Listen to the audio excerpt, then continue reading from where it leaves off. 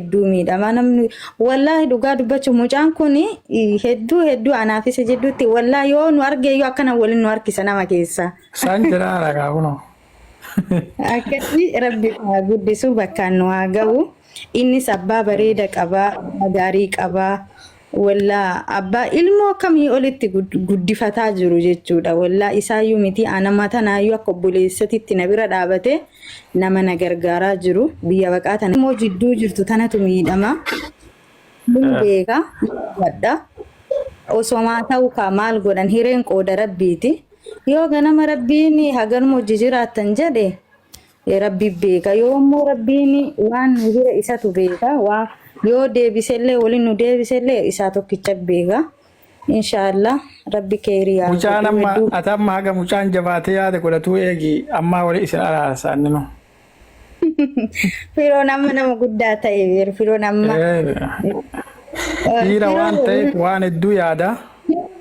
Amma yoo tana saayikolojiin isaa yoo tana siifisa wal bira arguu dhabuu isaatitti waan yoo dubbachuullee baate waan jaalate isinitti fakkaatin si gale. Anamma as jiratti kaampeen godhaa jira beektaa koomentiin kiyya ka akkuma argite sani filannoo yaada kiyya ibsataa ture.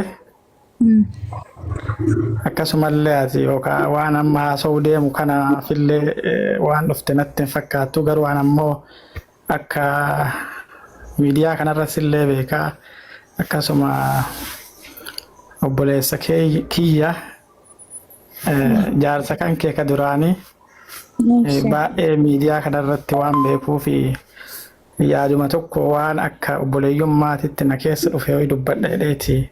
Garuu waan keessa deemee dubbadhuu miti waan na dhagaan qofa dubbachuuf daqiiqaa 2 qofa fayyadamee jechuudha. Rakkoon qabu yaadni. Akka nasihaatti dubbadha malee waan kana waan san ta'e waan kana ta'e jechuu miti. Jechuun amma yaada kiyyaa wanni jedhu namni tokko waan garaagaraa irratti yaadaarra wal dhabuun malaa waan garaagaraatiin walli wannaa jechuu danda'a. Yaadni isaa garaagara ta'uu danda'a. Akka yaada waliitii walii galuu kakuun barbaaduuf katuun barbaadu garaagara ta'uu danda'a. Sun noormaaliidha waan ta'eef an akka keetitti maaltu na dhagaamee yoo jette tokkoffaa anis nama ilma qabu akkasumallee baay'ee waan muuxannoo waan wayiirraa ka'ee akka namni tokko xiqqa shoosii wannaa jedhuun barbaanne akka yaada kiyyaatitti akka obboleeyyummaa takkaatti yaada mataa kiyyaa fudhattus fudhatullee baattu namuu yaada garaagaraa qaba. Anillee akka nama miidiyaa kanarra isa beeku tokkottillee sillee asirratti arguu tokkottillee akkasuma daa'ima keessan bareedaa isin lamaanuu fakkaatu baay'ee tokko gargar jiraachuun keessan natti hin tolle parsanaalii yoo anuu fi kiyyaa ofirraa ka'ee yoo yaadu jechuudha. Sii galee. Sun ammoo yaada keessan namuu yaada garaagaraa qabaa garuu maalidha maal nu yaaddee ka jettuuf ani wanni isin yaade yoo ta'e jechuu yoo rabbirraa ta'e an akkasin sadiin bakka tokko jiraattaniin hawwii qaba. Sii galee garuu waan gurguddaan isin duuba jiraachuu danda'a waan isin yookaan gargari isin ittisu jiraachuu danda'a. An ammoo yaadni qeerroo maalidha yoo kanaan jettu taate isin lamaan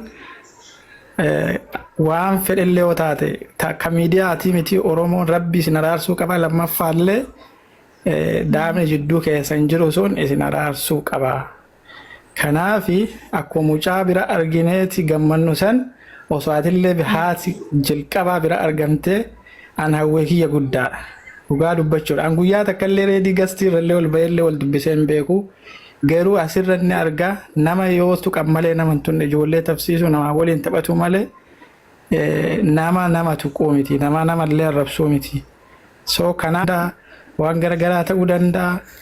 Ana akka kiyyatti waan biraallee dubbachuun barbaadu guddaa akka obboleeyyummaa takkaa intala Oromoo titti akkasuma innillee akka obboleessa kiyya nama musliimaa nama waa hedduu walitti dhiyaannuu tokkotti waanuma asirra argurraa ka'ee osoo ijoolleen kunniin lamaan walitti deebi'anii si galee osoo mucaan daa'imni atammallee borullee gabbaatee heerumuu dandeessa. inni cinaa fuudheeraayyuu jechuudha sii galee. So kanaafuu anammoo dubartii fi dhiirri takka illee miti. Atammoo gaafa isa jalaa eega baate gaafa bakka biraatiin ta'e reedii caalaa eenyu rakkata daa'ima kan keessantu rakkata. Sii galee haadha biraatiin guddatuurra isuma yoo mucaa reediin illee yoo dogongora qabaate obsitee fi daa'ima kan kee waliin guddisuudha. Taane ammoo gadi bu'insaanii furamuu qaba. Rabbiilleen furuu danda'a. Sii galee atammoo waa hunda dubartii yooma dhiira caalaa obsa qabaattirra ilmoo isaa san horatuu dandeetti. Namni fakkeenyaaf kun heerumu jechuu danda'a. Garuu namni waan gaarii waliin yaadu sii galee. So an akka kiyyatti akka nadhagamu tokkotti walitti deebitanii bakka tokko jiraattanii warakkoo xixiqqoo jiru walii irra darbitanii rabbiyyuu bar yoo tooybattan yoo waan guddaallee balleessitan tooybadhaa. Waan dura balleessan sanitti hin deebinaa. Waan sanitti deebitanii badii dura raawwattan sani akka hin dalanneedha. Rabbuu walii dhiisaa isin ammoo osoo yaada kiyyaatitti osoo walii irra darbitanii osoo isin araarsanii osoo walitti deebitanii sii galee innillee dhugaa dubbachuudhaaf adamma fedhonnillee nattaaruu haa dhiisu namni jaartii awwalaa isaa ga'u hin jiru sii galee. Jettaa wanni guddoon sanii namni yoo waan gaarii walii yaadirra gaarii hamtu walii yaaduurra. Nama maali boru akiraan tiyya maal addunyaa tanarratti eeggadhaa biran maaliif nama ilmoo qabu yoo wanta hin taanillee irra kaa'ee yoo wanta hin jirrellee maqaa yoo balleesse maal na fayyada bira ofumaa hamtuu dalayduu ofiif xeerii dalayduu ofiif. Ani alhamdulillah wallaa ilmoo kiyyallee anallee wallaa namni mataa onnee qabee naannoo jedhaa jiru dhugaa dubbachuuf isuma namni hundi isaaniitu kijibaa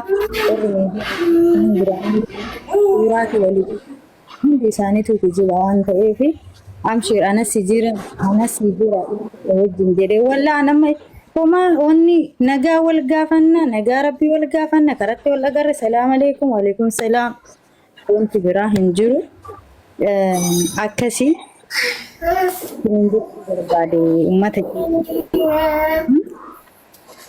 Namni tokko ilmoo ofii dubbee haadha ka ijaan hin agarreetu fedhaa ka haadha ijaanuu hin agarre barbaada namni tokko jechuudha akka margaarra biyya kana keessatti wallaahi ani alhamdulillah jireenya manaas waan hunda itti jiraatu jira rabbiin galanni haa ga'u.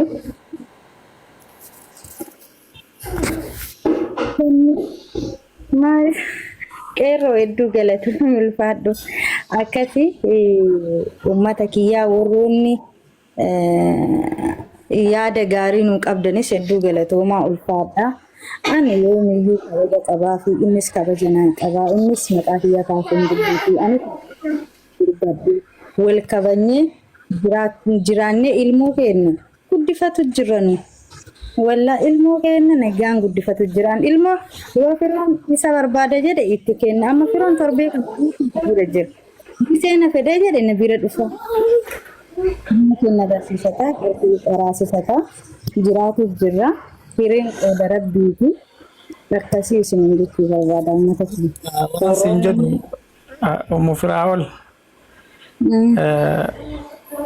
amma inni dhugaa seemuudhaaf akka anaa kana yoo laale maaliin jedhee yaada namni nama akka kan keetii bareedduu tana dhiisee sibiraa baa jechuun isaa yoo falfalatti godhan malee dhugaa yookaan rakkoo qabaate malee hin danda'amu beektaa akka kiyyaatii yoo fudhadhe jechuudha si galee.